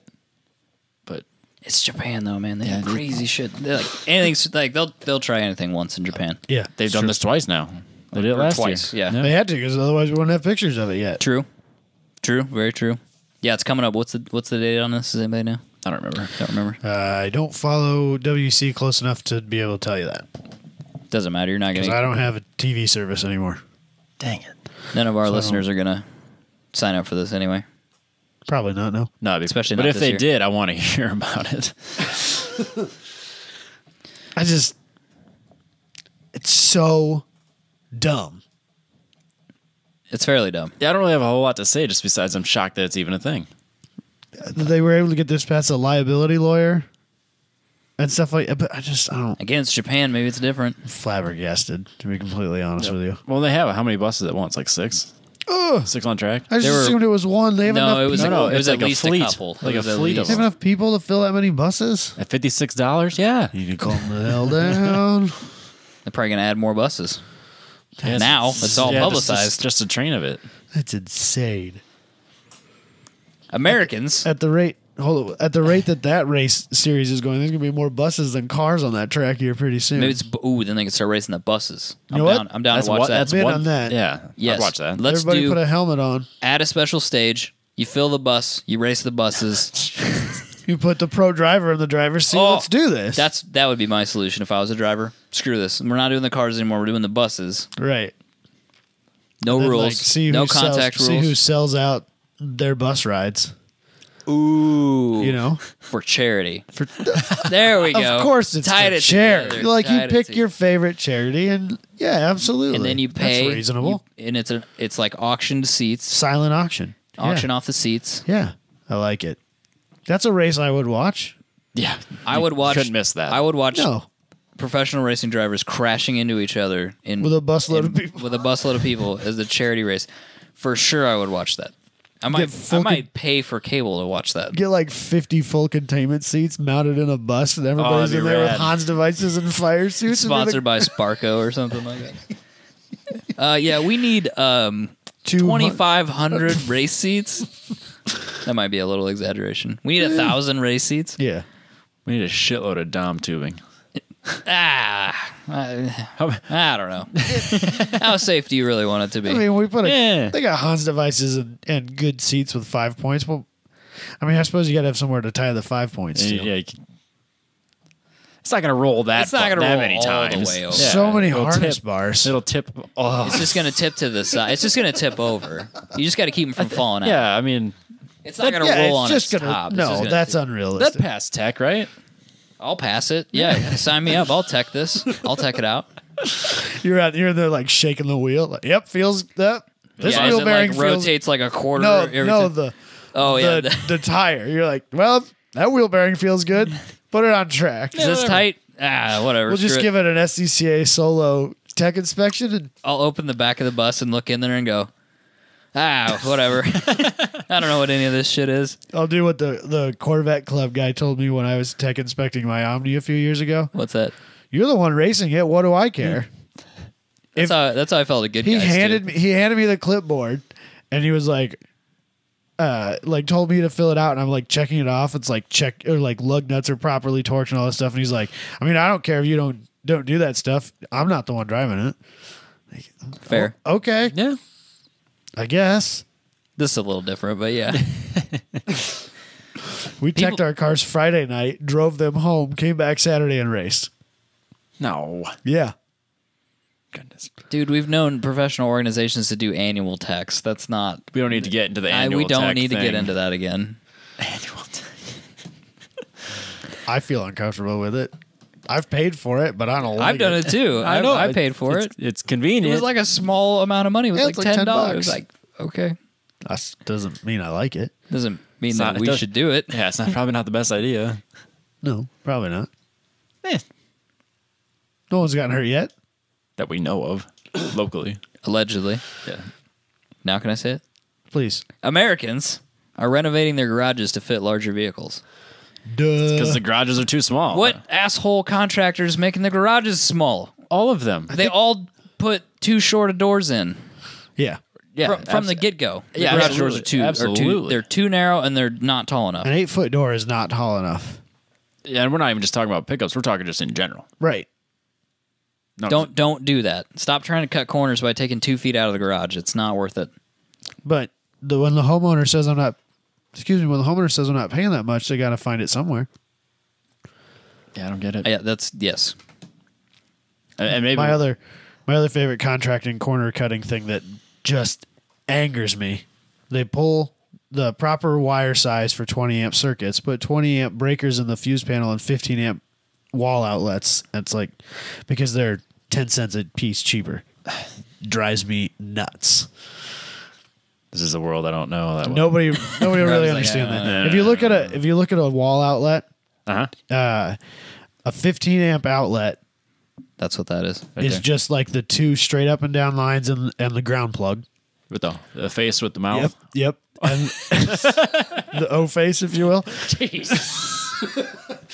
The 20 amp outlets, one of the straight up and down lines has a little like Notch in it. horizontal notch towards the middle. There's not any in here, and there's probably none at your house either. Not that I'm aware of. No, but I bet if you open up your breaker panel, they're all 20 amp breakers because they pulled 20 amp service. Yep. But then it's cheaper to put 15 amp outlets in, so that's what they do. Oh, jeez. Yeah. But then you can't, because the plug is different for anything that requires a 20 amp service, so it won't plug into it anyway, so they don't have to worry about you burning up the outlet. So, All right. There's a lot. We could make a whole show on Yeah, no kidding. stupid shit that people cut corners on. been told I need to already this week. So, Told you need to cut corners? no, Jabay was like, Oh. let's do this. He wants Let's to do do a the construction construction podcast. I was like, dude, I don't have time for the one I'm on. Like, he's like, we'll talk about it later. Like, I don't know what's to What talk does he about, want to man. do? What else does he want to do? What is he gonna start a new podcast? I don't he has know. a podcast. He has a race series Yeah. that is expanding. He works like 90 hours a He works week at his day besides job and 90 hours a week at his grid life job. And he he's has a Honda that he's putting the craziest roll cage in I've ever seen. yeah, and he's got a super bike powered prototype car and a 4-year-old and a wife. Like, apparently he needs a construction. Does he have two podcast. kids or one kid? He's got one. What? Okay. But apparently he needs another podcast construction about podcast. construction stuff. He doesn't. So. I I know thought that's he what wanted to do race shit. What's he doing? That's what I told him. I was like, dude, neither one of us have time for this. I just Listen, said we can if I fix this. did. We'll take over Slip Angle and we'll take over all the announcing for Grid Life that's non-festival, and then he can focus on the racing. I've and already building the talked to him cars. about doing some slip angle stuff this winter. We'll do all of his commentary for racing for him, and then he can go off and do. Nobody cares about Jared Deanda. Well, just let us do it. I just want people to focus on that statement for just a second. It didn't come out of my mouth. You're really It's fine. There it is. He doesn't listen. Screw that guy and that guy. Screw that guy as well. He doesn't listen. It's fine. I hope he does. What'll happen is like next year we'll get in. We're like, yeah, Formula D, and we're hanging out. And I remember Wait a that- second. I remember that episode you were talking are about. you on that podcast with that guy that was giving me shit a year ago? He was talking about construction and he was shitting on me. You remember that guy? Yeah, that guy. We fired him. Ever since he made fun of me for my Omni, he just hasn't been my biggest, That's fair. not his biggest fan. That's fair. That's just, That's fair. You He was- deserve he a was volley back. he was- Are you he was a saying douche that? about the Are you car, saying so. he undervalued your car? No, I'm saying front he's of a everybody? douche. What a rude thing to do. To be fair, I mean the Omni has some historical value, so it's probably in that $9,000-$10,000 range. I mean, it has pedigree. It has racing heritage, both absolutely. as a chassis and as that specific car. It's a pretty low production number. The paint's original, Yeah, low mileage, low mileage. Yep. It's All not a original. salvage title. all original. Oh man. Yeah, you're right. The 240 is not worth anything. It's got a bunch of rare parts on it. It's got the original motor in it, which yours doesn't. Yeah, that wouldn't add value at all. Can't claim that. Oh, really? It's not the original motor. It's a later year motor. He doesn't need to know that, though. Just fine. I know It's it fine. now. The motor's the car's still worth at least $8 or $9 grand. I would venture to say over 10, but Yeah, it's well, going to make I mean- Robbie feel better if I say 6. Bring a trailer numbers. We're probably pushing 20 at that point, right? Like 20 or you know, $20 to $25,000. Yep. Yeah. it'll pull a premium before race. Without a trailer, which Oh. I think if he threw his in, he'd be That'd be ahead. good. Yeah. You know what I mean? He'd be ahead. I'll give him an extra like $1,500 for the trailer. That's a nice trailer. Yeah. How you feeling about your life right now? I got a pretty nice sized garage and shop, so way better than a lot of these people. His car runs and he's made it to track days, so he's He doing did better the than track me. day, and the car came back in one piece. One piece. He's doing better than me. All I have And to he do has- is replace Yeah. brakes. And he can park his Avalanche in his garage, so he doesn't have to call a contractor. Not only that, I can also put a deep freeze in front of the pickup, so there's plenty of room. In the garage? Conspiracy. Yeah. Conspiracy. Okay. If you build the garage too small, they have to call you back, and then you get to charge them Double. to do the work again. You don't think that's exactly more what's markup. happening? Bill. I don't know if Cut contractors corners so are you that- can fix it later. Are that smart? No, I don't think they are, but I think that they build it as like as close as they can get away with, because homeowners, everybody wants to cut corners. They don't want to pay that kind of money. Correct. Well, it's easier just, garage doors are kind of expensive probably. I don't know. I've never shopped for garage doors. To be They are completely kind of honest with you. expensive, yes. So a smaller garage door, shorter one, It's definitely cheaper. it's a lot easier. And you drive a Navigator on 26s? You're a moron. Sucks to be you, I guess. Park it in the street. Oh, your F450? Because that's what they have a Yeah, they have picture of. the They monster. have a picture of an pickup. F450 dually. Like, oh, it doesn't fit in your suburban garage? You don't say. Weird. work, Street dumbass. park it, asshole. Park it in front of your garage. Maybe you shouldn't buy such ridiculous vehicles. That's just poor planning. See, I feel like you went after the contractors. I'm going to go after the idiots buying these giant vehicles to live in suburban nowhere that could be perfectly served by Corollas and Pacificas. Move to the country. Instead of Navigators and Avalanches. EcoBoost F-150s. Yes, I agree. So Everybody's an idiot. there's a lot of blame to be Nailed placed on it. a lot of Screw everybody. You're all dumb. hater cast. Hatercast. Don't be stupid. Use a tape measure when you go to a house with a realtor. I wonder how many conversations are had where somebody goes, "Oh man, I'd really love to buy this truck, but let's just real quick, let's Measure the garage. measure the garage and check the height of the truck." Or if they just get in there and they go, "I want it, I'm gonna buy it," and they just buy it, and then they go, "Fuck." That's gotta be I what had that moment where I brought the Avalanche home, pulled up in front of the garage, and went, "Oh, guess I'm parking in the shop." So then parked it in the shop, and then sure enough, there's plenty of room. But Maybe that's the problem, is that they've had a car it fits. and they didn't realize how much taller the truck was. Because they didn't have to get a step ladder out to crawl into the freaking thing? Yes, and they didn't realize that Bob's Contracting and More cut a corner and put a 6'10" door in or whatever, and Right. because people don't think about that stuff. Yeah. Oh, yeah. No, not until I it's don't too know late. that. So my dad's got, my parents' house has it's a decent sized 2-stall garage, but it's not like a workspace 2-stall. It is a 2-stall for parking cars, and that's it, right? Mm-hmm. And my mom parks her Lincoln in there, just a little, 4-door sedan Lincoln, nothing fancy. And my dad's got his truck in there, but like in order to get in there, if there's anybody in the passenger side, you got to get out first Oh, before you pull the truck in there. And then once it's in there, like the shelving on the wall is built around it, so you can pull it far enough ahead that you can close the door again. And it's just it's too big for a truck, but it's a normal truck. It's Yes. a Z71 package, but it's also been lowered 2 inches, and it's still too tall. But I don't know that it would have really fit in that garage if it wasn't. It would have been tight. That's part of the other problem, is every truck manufacturer thinks their truck needs to be 18 feet tall. Right. then they can raise it. Get lift kits. And then people put lift kits on them. Anywho, Yeah. Billy Monger takes pole at the track he lost his legs at last year. So we talked about this. Super cool. That's awesome. I'm just kind of fascinated at the fact that they made legs that he could utilize and Yeah. drive with. Yeah. I think this kid's got some funding behind him. Well, I would imagine he's got some sponsors. Yes. I don't think it's sponsor money. He raised $840,000 for that too. crowdfunding. Yeah. That didn't hurt. No, anything. not that paid for some stuff. Right. But yeah, it basically he's- he on his left leg, it basically got cut off above the knee, and on his right leg, it's directly below the knee. So he's got 2 prosthetic legs, and he can drive. The kid can wheel, I'd still figuratively and literally. I'd still be feeling sorry for myself, I think. Yeah. I don't But this kid- I don't think I'd get back in a race Well, car. I mean, I don't know now if I have the mental fortitude. he's friends with- a year later, still not. Just, But like, not only did he's been in it for a while. This All isn't year. the first race he's ran. this is like his third pole. Yeah. Just happens to be the one that he lost his legs at Yeah, last year. he's killing it though.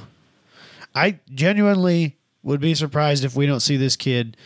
I mean, he might be mid-pack, a lower level team, but I would be shocked if he doesn't end up in Formula One. I'll say, I bet he'll make the jump to Formula 2 here Yeah, but in in the next year or two. in the next 3 to 5 years, I think he'll be in Formula One. Just because, number one, he's marketable. Oh, absolutely. He's friends with Lewis Hamilton after that incident, and he's clearly got some level of driving talent. So, like, he might not be at a Mercedes, Pro level. like Ferrari driver level, but there's no reason he couldn't be in like a Renault, Sauber, Haas level. A mid-pack driver. Yeah. So, How's your F1 fantasy thing going? rocking it. Still doing well, are you? I'm last I checked, I was over 200 points ahead of second place. Oh, damn. Who is Austin? Eat it. And Man, he's just like, dude, I'm flinging shit. feeling I it good teed today. him up for that one. That was partially my fault. I don't like. I can't remember what the exact number was, but I want to say last race, the best score that anybody made in the entire world was like 204, and I'm like 201 points ahead or something like that. So it's like, dude, You guys are screwed. yeah, I have a strategy, and it works. and I'm going to reveal it at the end of the season. But I have a strategy, and it works. Or do you want to wait until you're done doing fantasy altogether? Or are you not getting invited next year? No, at the end of the season, when this year's over, I'll give him my strategy. I think the other thing is that, like, I don't have anybody that I like more than somebody else. So Sure. I don't. You're no pick- bias. There's no I don't- favoritism. I don't pick with my heart. I pick who's probably going. I mean, the guesses each week are always a mixture of Ferrari and Mercedes because they're the ones who are always somewhere in the mix, and so I always get points from them. But I have a strategy for the other half of the points system that I'm going to keep quiet. Robbie knows it. Because it's similar to what I'm doing. I just waited too long to try it. Yeah, and Nice. it works. Well, good for you in that particular podcast war that's ongoing. It's really a war. We're winning. We're winning on their fantasy. Well, I guess You can win a you're war. winning on their fantasy. You can win. You can win. It can be an us versus them. I'm thing. in 2 podcast fantasy groups, and I'm winning in both of them. So. That's good. What is the other one? Team Clearcoat? Yep, Team Clearcoat and Radial Podcast. I'm winning in both. They're Oh, they got it. making enemies in the podcast We world. really are. Jared Deanna hates us. It's Other fine. podcasts hate us. Yeah, it's Vegans hate us. Who else hates us? Honda owners, Subaru owners, Porsche owners Rotary for now. lovers. Rotary people don't like us very much. SR20 people hate us. SR20 people are not a that's fan. fair. Michael managed to make friends with Mustang and Coyote fans last week, so that's good. I've always liked the Mustang. That's good. We're back. We're Don't laugh. kind of. I've always liked the Mustang. New Yeah. gen Camaro owners. We've kind of burned that bridge. Fuck those people. I know for sure there's people that own those. Not the brand new one. Not the 2019. Oh, not the 19. we don't- Yeah, if you Not the have an 19. 18 or older, yeah, it's okay It's then. all good, man. You got a 19, like We can't be friends. Don't send me a friend request. Like, don't even follow me on You know what? Instagram. You can't send him a friend request. Yeah, it's just because he has privacy settings are all set screwed to- up. Don't even follow me on Instagram. That's public. Like, I'll just block you. You make really poor decisions. This is my point. I don't need that in my life. I don't even want your vibe around me. I make you know? enough poor decisions on my own. I don't need yours too. Not anything. I'll take your poor shit. decisions. Not- Let's- Rejecting your poor decisions not- on me. I'll Not I'll be part anything of it. that poor. Jeez.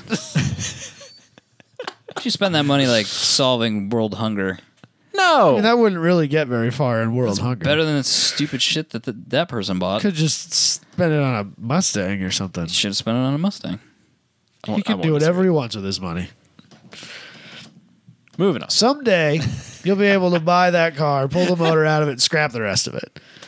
So you can thank Or- because let's be real here, those aren't going to be worth anything. Or somebody's going to start the 2018 front end conversion company, and I'll just have them convert it, and we'll move on with life. Or you could tie it into the next story that we're going to do, which is Got some things to say about this. the pace car for the SCCA runoffs is silly and doesn't exist. I'm so It mad exists, at No. That company's dead, Robbie. Let it die. No, this company makes cars for people. Okay, so it's air quotes the new Trans Am. he's saying is it doesn't exist because The Pontiac- new Trans Am doesn't exist, Pontiac but this is company dead. exists. Let it go. No, it's a brand new Pontiac Also, I Trans think it's Am ridiculous that they 455. have twin turbo 1,000 horsepower cars leading a bunch of spec Miatas in the assort.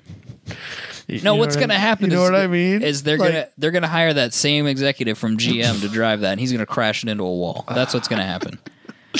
Oh, is this the traction control button? Straight off into the wall. It's ridiculous. I think it's ugly. Every time they do one of these conversions, they're terrible. Yeah. They charge a whole shitload of money for them. So much money. Yeah, so basically, they're taking a new Camaro and putting a retrofitted bumper that kind of looks It's a like body the kit. old body kit that looks like the old Trans Am from like Burt Reynolds era, and the hood flips forward and has the R.I.P. in shake. peace. The hood flips forward? The hood flips forward and the shaker hood thing. That's not a thing. It's a thing. Apparently, it's a BMW. And they have now. and it's super riced out interior with like the bird on the No, what? yeah, the bird's in the door sill. Oh, See, door sill. why? Big bird. What do they call it? Like the firehawk. Fire chicken? It's the fire. Fire chicken. chickens. They got embroidered in It's the everywhere. seats. It's embroidered in the back seats. Oh, here's a blue one. Looks like your car. It's basically the same Camaro, but with Trans Am stuff like your Camaro. You know who owns one of these? It says Trans Am Richard on Rawlings. it. Does he really? Sold. No, I'm just saying, like that's the the type. target market here. It's got a Magnuson supercharger on it. I hope the SCCA is getting paid for that car to be their pace car. That's all I have to say about it. Let's ask Hayward. Yeah, Why? Hayward, what's going on here? He's marketing. He's never going to come back here. No, he will. Yeah, he's got to tell us about next year. That's fair. And then talk to us about this Pontiac Trans Am. It's not a Pontiac. This GM Trans Am. It's a bad conversion of a bad car. Whoa. Yeah, I'll go with that. Trans Ams were great cars. No, it's Camaro that's wearing okay. a skirt. It's not anything. It's not. Yeah. No, Burt Reynolds, 1978, Trans Am, Fire Chicken, whatever her name was. But my point is, What? Are you kidding me? What was her Are name? you kidding me? Wasn't it? Hold on a Are you second. talking? This is way before my time. What's her? Oh, I can't What is think her of name? You got to be on the Sally ti- Field. Sally yeah, Field. there it is. You wouldn't. You wouldn't kick her out of bed. Even I'm now, not a Sally Field fan. She's not. That's not where I'm at. I mean, I might not let her eat Cheetos in bed, but I wouldn't kick her out of it. No, I'm not saying that. I'm just saying Sally Field's not my. it's not your jam. She's not my jam. Like as an actor, Just Well, yeah, like I does don't. she have any? yeah. Does she have any like arm tattoos or anything? No. Well, then I'm out. No, I'm just. she needs a sleeve. I'm out. Otherwise, I'm out. I never really liked Sally Field. I don't know. Maybe she was good in something else, but Hey, you know, I love people from Smokey and the Bandit. people you know from what that movie's not generation. great? Smokey and the Bandit. Let's burn. You guys burn some bridges elsewhere. I'm just gonna say it. Smokey and the Bandit is a terrible movie. No. And so is Cannonball. I said it. No, I'm good with Cannonball's a terrible. that. I'm good with that for sure. But Smokey Wait, and was the Sally Field Bandit in Cannonball is an also? American I have, treasure. I have no idea. No, but no, it is not. else Burt Reynolds was. Burt Reynolds is Burt an Reynolds American is. treasure. But Yeah. that Yeah, movie she is was- not. she was in because he Forrest- was in Smokey and the Bandit. No. That was the highlight of his career. No. That's why he owns so many Smokey and the Bandit edition Trans Ams. She was also in Forrest Gump, and I didn't like her in Forrest Gump either. That's because that's not You ever a have good people movie. you just don't Whoa. connect with? It's not a good movie. Whoa. Forrest Gump's a good movie, No, it's but not. I don't know. I don't know. You don't ever get that where you see somebody, Tobey Maguire. That's another person. He doesn't like to. You just like won't watch movies that they're No, I'm right there with him. absolutely. He is the worst actor I've ever seen, and he's a multimillionaire. I'm trying to think of who. He's Spider-Man. Yeah, he no, ruined no, I know. Spider-Man I'm for just me. trying to think of my guy, like who I don't. Sally Field, Sally Field's compared to Tobey Maguire literally makes me irate. I'm pretty close. Like he made a deal with the devil, or he killed some ambassador for the government or something, and then they wrote him a meal ticket for the rest of his life. He is a horrible actor. I won't say he's a horrible actor, but I can't stand Johnny Depp except for like 2 movies. I liked him in Blow, and that's it that I could think of off the top of my head. That's fair. He's kind of like obnoxious. But people are like way into him. You hear his burn rate a month is like $20 million or something. I'm sure it is. He's an annoying human being. Yeah, that's true. I don't know. Sometimes there's just those He has a people keeper. that you just because don't. Somebody has to, like, he basically gets an allowance. Some people need that. He is Allen one of them. Iverson needed that, and he got that. He still ended up like losing it all, but that's neither here nor there. I don't know who that is. Basketball player. Okay, that's kind of what I figured. So anyway, 1978, Burt Reynolds, mustache, Trans Am, driving around. That would have been a rural great pace trucker. car. I would have taken that as a pace car. Truck driver doing stuff. Cops, cool. Very cool. Definition Yeah, of cool by some absolutely. people. That Me? is terrible. Yeah. Yeah, Smokey the Bandit is cool. Maybe okay. How about this? It's cool, but it's not good. Yes. I think it's a fantastic movie. No. You know who else loves that movie? Who? Finnegan. Well, what does Of course that it tell does. us? So, They think course the Dukes of Hazzard is good, and it's not. The old one or the new one? The old one. The I old like one. I like the new one. That's just because Jessica Simpson's in it. And Burt Reynolds is in it. Oh, he is in it. Oh, isn't he is in it. He's awesome in shit, that. He's really good in it, actually. He's- Forgot about He's that. hilarious in that one. That's true. And Jessica Simpson's in it in her prime. In her prime. Yeah. Like good Jessica Simpson. Not, Tops. Yeah. Just tops. yeah. She was doing well. There was a reason she was cast for that role. Yeah, not her acting skills. I'll give you that much. That movie's terrible. Yeah, but it's so good. It's so good. I think The that only thing that's good about that movie is Burt Reynolds. Jessica Simpson. yeah, it's But like the acting no. of I everybody didn't say else is- the acting's good. Yeah. I said it's a good movie. Are you saying It's you don't, not a good Are you movie. saying Johnny Knoxville's not a good actor? Is that what you're Oh saying? shit! It was Johnny Knoxville, wasn't it? Who Is that what who you're telling me? I don't. Sean William Scott is who you're thinking of. Just that was the other guy. He was kind of a bummer. See, I liked it. You know what we should do? We should, I have, liked we should it. have like I a do that. bad car guy movie night. That's like every movie. Let's just hang out and watch bad car guy movies. That's like every car guy movie, though, I'm Robbie. down. Fast and watch them Furious is terrible. You know what movie I like? That's The acting's bad. Need for Speed. I love Need for Speed. I know. It's a terrible. But It's it's a terrible terrible. movie. Is that It's a the bad movie? Is that the one where they wreck the Koenigsegg's? Yeah, and they had the Mustang. that Okay, part yeah, of it's I kind watched that of movie. kind of interesting. Yeah, yeah. That they actually wrecked real cars. But I mean, they were cars without engines, but they were real cars. I watched that movie. Yeah. It was all right. Yeah. I mean, I've seen worse things on purpose. stupid Mustang. The stupid Mustang. Stupid Mustang. That was not good. The scene where the guy quits his job is Hilarious. cinematic gold. It's pretty funny. The movie's pretty funny. I like what's his face. Can't remember his name. Aaron Paul. Oh, okay. Yeah. But he's totally hit or miss for me too, though. He's pretty good, but when he's not good, he's really bad. Yes. I like how this episode's just turned into like a weird movie review. Whatever. We could. Who cares? That was like one of our longest episodes ever. we- Was Well, it's because he Robbie- had he had like a book. And we didn't even touch on like half of them. We said we were going to come back to documentaries because he had a whole nother page. And we're like, I hadn't seen them all yet, though. gotta get through this. Still haven't. It's gonna be a 4-hour podcast. We could talk about all the books I have. We do need. People did request books. Robbie's book. I should just make a list. just never. Follow me on Instagram. I post most of the books I read. I'm not a book reader. I don't have time for it. That happens. I would like to. Just gotta make time, man. It's It's about exercising the mind. not a thing. I still haven't opened that Jude Angelini book. Hey, I I bought Motorsports Medicine. I think you like that. What's that? It's about like the health and stuff about being. Oh, I would read that for sure. That's what I thought of you when I picked it up. I was Yeah. like, Michael's gonna borrow this. I'll borrow it Is when. it pro vegan? I don't think so. You need protein. I think it'll be all right. I wonder what they say though, because I'm not. When I see, I won't. I'm sure it's kind of dated because it's not a new book. Yeah, I won't So- name any names because I'm not Adam. But there's some training fine stuff with that that. I see, and I go, eh. You know what I mean?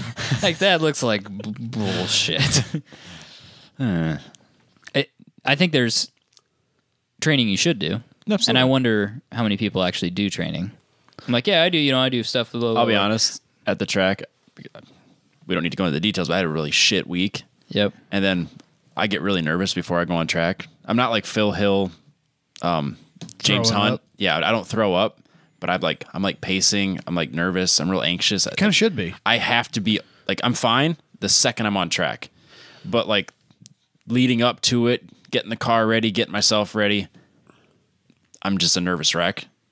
So between that and then like just having a shitty week and being anxious from that, I was borderline between just like super amped and like a complete shutdown. Right. So I just needed to be on track. Right. Yeah. But I was going to go full 1970s prep and just have a cigarette and go on track.